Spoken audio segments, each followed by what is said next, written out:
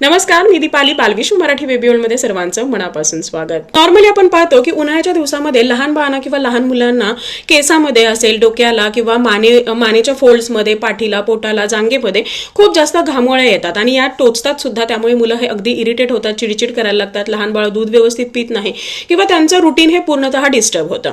आता या घामोळ्या काय येतात? जेव्हा बाळाच्या घामाच्या ग्रंथी या ब्लॉक होतात किंवा घाम हा खूप जास्त काळ त्वचेवरती साठून राहिला जातो किंवा बाळाची बॉडी ही ओव्हर हीट होते, बाळाला ताप असतो, तर त्यावेळी या घामोळ्या येऊ शकतात.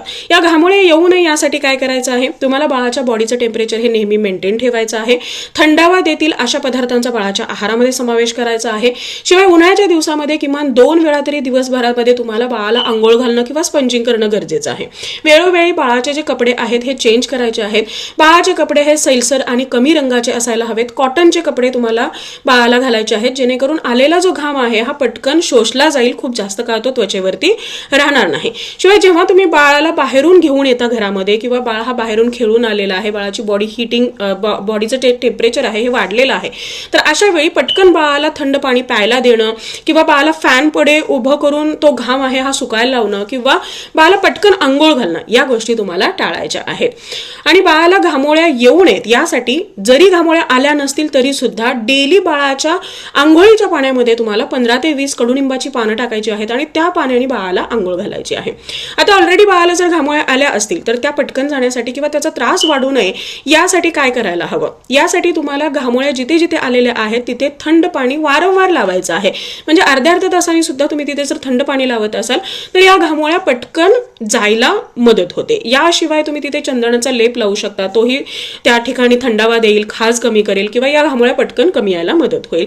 ॲलोवेरा जेल तुम्ही बाळाला तिथे घामोळ्याच्या याच्यावरती जिथे घामोळ्या आल्या आहेत तिथे लावू शकता किंवा थंड पाणी सुद्धा अगदी बेस्ट आहे. याशिवाय तुम्हाला बाळाच्या आहारामध्ये सुद्धा काही असे पदार्थ द्यायचे आहेत की ज्यामुळे या घामोळ्या लवकर जातील. यासाठी तुम्ही ताक बाळाला प्यायला देऊ शकता, लिंबू पाणी, लिंबू सरबत बाळाला देऊ शकता, खसखसचं पाणी बाळाला देऊ शकता. म्हणजे 1 चमचा खसखस तुम्ही 1 लिटर पाण्यामध्ये भिजवा, ते पाणी गाळून बाळाला द्या. जे खजूर आणि बडीशेप आहे, जे रात्रभर तुम्हाला खजूर आणि बडीशेप पाण्यामध्ये भिजत ठेवायचे आहे, दुसऱ्या दिवशी मिक्सरला लावून ते बारीक करायचं आहे आणि हे गाळून पाणी दिवसभरामध्ये तुम्ही बाळाला देऊ शकता. मुलं मोठी असतील तर आहे असं दिलं तरी काही हरकत नाही. या व्यतिरिक्त तुम्ही धणे जिऱ्याचं पाणीही बाळाला देऊ शकता, ज्यामुळे बाळाच्या शरीराची जी हीट आहे ही कमी होईल, घामोळ्या सुद्धा कमी यायला मदत होईल. आणखी एक महत्वाची गोष्ट म्हणजे जेव्हा लहान मुलांच्या शरीरावरती घामोळ्या येतात तर त्या खूप जास्त टोचतात आणि मुलं सतत तिथे हात लावतात किंवा खाजवायला बघतात. हे करू नये किंवा बाळाने तिथे खाजवू नये यासाठी मुलांची नखं काढणं सुद्धा तुम्हाला गरजेचं आहे. कारण मुलं जर तिथं खाजवत राहतील तर त्याचं इन्फेक्शन होईल किंवा त्या घामोळ्या जास्त वाढायला मदत होईल. हे होऊ नये यासाठी तुम्हाला ही काळजी घ्यायची आहे.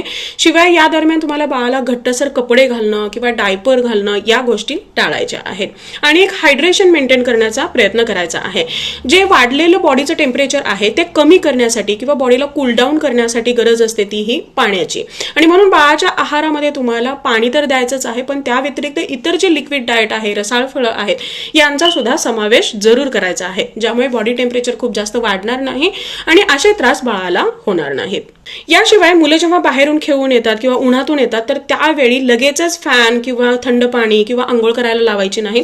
15 ते 20 मिनिटं जाऊ द्यायचं आहे. बॉडी टेम्परेचर हे नॉर्मल होऊ द्यायचं आहे आणि त्यानंतर या सगळ्या गोष्टी करणं गरजेचं आहे, ज्यामुळे उन्हाळ्यामध्ये हे जे काही छोटे मोठे त्रास होतात तर त्यापासून प्रोटेक्शनही मिळतं आणि मुलं हे निरोगी राहायला सुद्धा मदत होते. यामध्ये सगळ्यात मोठा रोल असतो तो म्हणजे हायड्रेशनचा. आणि म्हणूनच मी नेहमी सजेस्ट करते की उन्हाळ्यामध्ये एक वेळ बाळाने कमी खाल्लं तरी चालेल, परंतु पाणी बाळाने भरपूर पिणं, लिक्विड डाएट बाळाच्या आहारामध्ये भरपूर असणं हे खूप जास्त गरजेचं आहे.